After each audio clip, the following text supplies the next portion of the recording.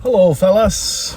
Drifting has been really bad around here lately, but here in County I found Scott Pilgrim.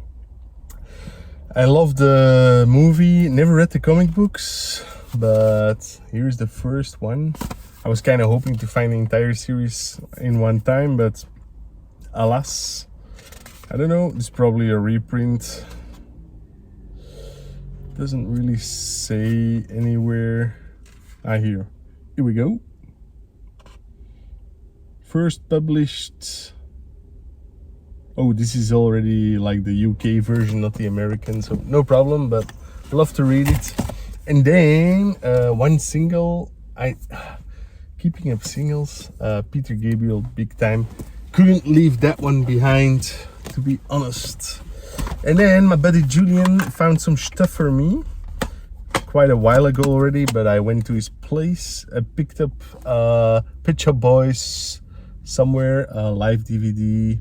Not really into live DVDs, but the Pet Shop Boys are the Pet Shop Boys. And then a copy of Jerry Maguire on Blu-ray, which is yeah, a movie I like. Haven't watched in a long time. And that scoundrel of a Julian also sold me F-Zero GX without the game disc inside. So now he gave me my game disc. All right, let's go to the next one. Another in-car pickup. 16-bit has no time. Transformer. The plastic feels really cheap, but it's a cool one for my son. I think this is bootlegged, but it was 50 cents, and my son will enjoy it. I know this for sure. So yeah, 50 cents. Couple of vinyls. Nothing too spectacular, but cool 80s music. Tracy Ullman and The Bell with stars. Sign of Times is the famous number on this album. Get a drive, baby.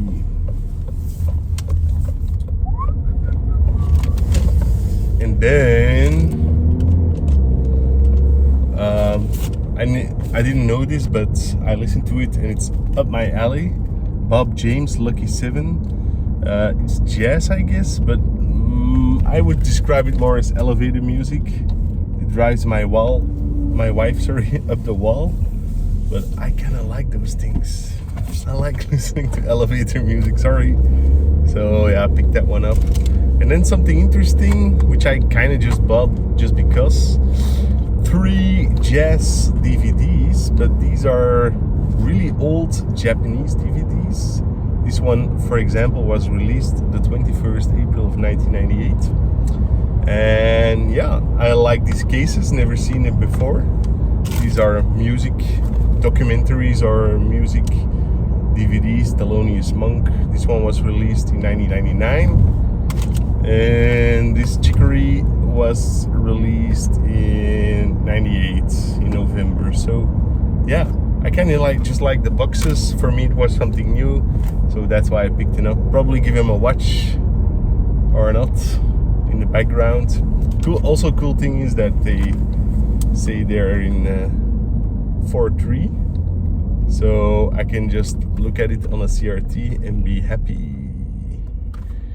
This one, I believe, this one is even gold, not silver like the later DVDs, so that's also quite useless, but up my alley. I don't know how these got in Belgium, probably early releases that somebody bought because there was not a lot available back in those early DVD days. I don't know that they imported it, but for 50 cents, who can complain? Nobody. So yeah, that's it for this short segment. like I said, the thrift stores are drier than yeah. It's really, I mean, I find some vinyl sometimes, but even that, these are not the best albums you can find. I do like me some new vinyl, so pick them up when I can, but like toys wise, even the bins, like there's nothing there. It's just trash. Are people donating less because COVID is over? I guess so. Or do they have more employees now and do they chuck more? I don't know. It's a shame, but it is what it is. Catch you guys later. Hello everybody and welcome to another exciting episode of 16-Bitchem. What do I got for you today? Well, a lot of stuff, of course. First up, some games from thrift store. Don't find those often anymore. Full auto. This I just picked up because it looked kind of sweet. It's a car game with machine guns, so looks very nostalgic. Never heard of it before, so that's why I picked it up. Probably not gonna keep it, but I'm gonna give it a little play. Dead or Alive 4. I don't think I ever had this one. I had 5, I had 3 I believe, but 4 never played it, so give it a little twirl and then put it in this resale pile. This one, I'm actually looking forward to playing this. It's like a Super Monkey Ball game, but with the balance board, so I also never heard of this one. Don't know if it's late in the Wii's lifespan or not. Anyways, those are the thrift store games. 2 games from Play Asia arrived. I'm not really interested in buying millions of Switch games, but I've been playing Records of Lodoswar Delete's Labyrinth, and it's really cool game. And this is actually a Gradius style shooter from the same company. It was released by not limited run, but strictly limited games here in Europe. But that sold out long ago. Luckily, PlayAsia still had copies. Region free. I believe this was 30 euros. And then, when you order something from PlayAsia, it's better to take 2 games. One of my all-time favorite shooters. I have it on the Saturn, of course. But now I can play it on the go. Batsugun. So, this dude had a big lot of Neo Geo cards for sale, and I asked, I want that one and that one and that one. I said, well, give me a price. And you go back and forth. I said, give me a price on everything. And he said 400, and I said, nah, that's too much. I'll take 300. And he said, all right, I'll do it. So fuck, I have a big stack of Neo Geo cards. In the lot there were 11 cards, but I only wanted 5 for my collection. Neo Geo Cup 98. Basically this Super Sidekicks 3. It's kind of rude that they put a new title on it and probably just sold it for the World Cup back in 1998. And here we go, Super Sidekicks 3, the next glory. Yeah, the last in the soccer series I needed, I guess. This one's pretty cool. Never played this one actually. Soccer Brawl, futuristic sci-fi soccer game. Street Hoop, really fun 3-on-3 basketball game from Data East, I believe. Yeah, Data East.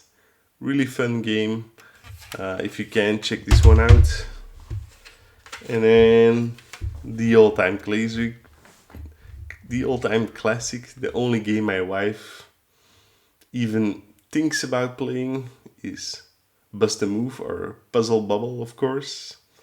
This one said no sounds, but I played the card and it had sounds. So I'm gonna take that tape off, and it's a pretty clean copy.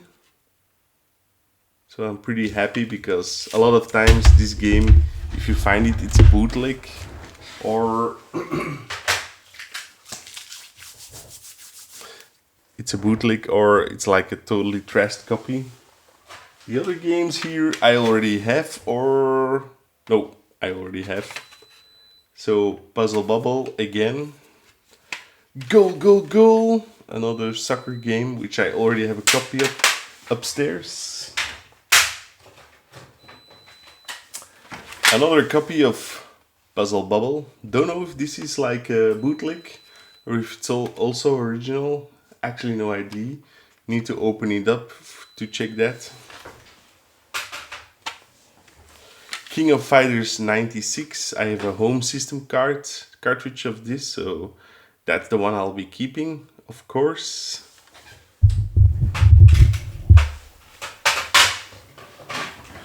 And then another copy of Street Hoop. I only need one copy, of course. And Tecmo World Soccer 96. So not the greatest cards, but I paid like 27 a piece, and I can sell those seven double cards. No, six, sorry, double cards for in between 30 and 50. So I won't make my money back completely, but that stack will basically cost me almost next to nothing. So that's pretty sweet. So last week, it was a bit of a strange one for me. It was the Commodore Amiga Club Day here in Belgium. And our leader, or previous leader actually, he founded and ran the club for like 22 years, suddenly died of a heart attack. 45 years old, pretty rough. I went to his funeral, it was a few weeks earlier. I wouldn't call him a close friend, but he was a friend for sure. We chatted a lot online. He went to my birthday party to come and drink beers. So yeah, it's pretty rough when somebody who's age-wise and hobby-wise very close to you suddenly dies. Poof. So yeah, at this Amiga Club Day, there were a lot of people giving away reminders to our friend, and somebody had inherited all of his Amiga magazines, and they asked if you want to take some.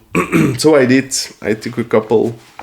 Mostly I took Amiga formats. Why? Because it is the magazine I read back in the day. And with back in the day, I mean like 1997, 1998. I was still into Amiga, and I finally had money to like purchase things like this. So I used to pick up Amiga magazines with the cover discs and play the games on it. This is the very last collector's edition. It's the very last Amiga format from May 2000.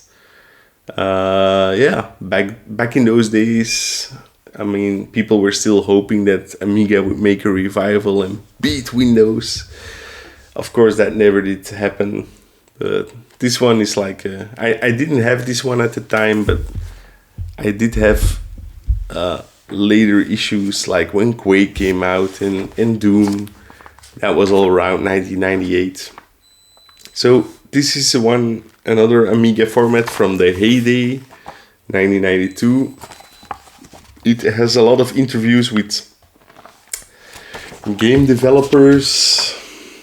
So I thought that was pretty sweet to read up on the toilet. But it also has a lot of cool advertisements.